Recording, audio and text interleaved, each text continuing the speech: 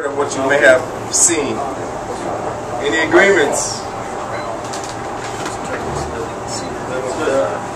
Yeah, I agree with the portfolio being negative because in some way, because you get massive copying and it's really not set. I think it's great if they actually did projects that could go into that portfolio.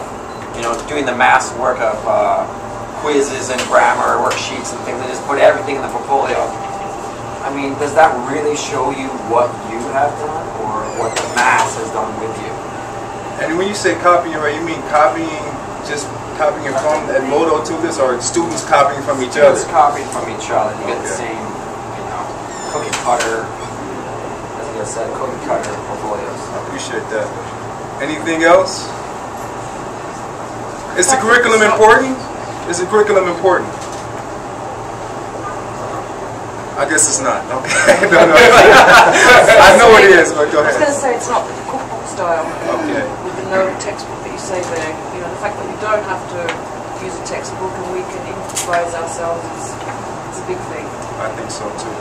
Yes, ma'am. But I do think the fact of flexibility, not having a textbook, sometimes it brings problems. Because how far can you stretch the flexibility? That brings the fact of being ambiguous.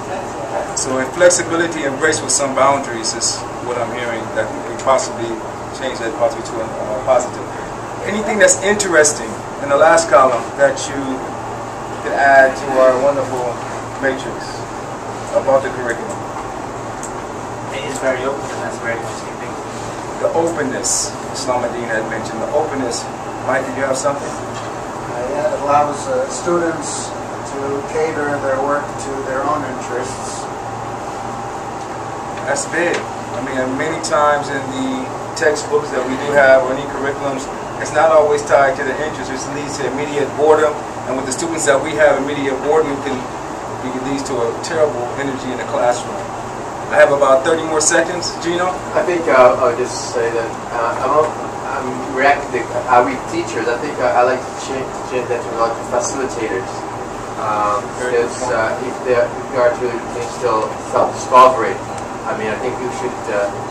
I see myself as they always find the answer is always there somewhere in the classroom, and if I can provide the tools to what is the way I pose a question, so they can come up with the answer. And that's more of a facilitator than actually giving them the answer.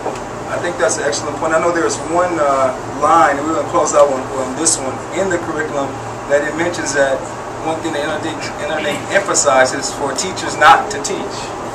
So it really talks about this point of being facilitators. Thank you so much for listening to our presentation and moderation.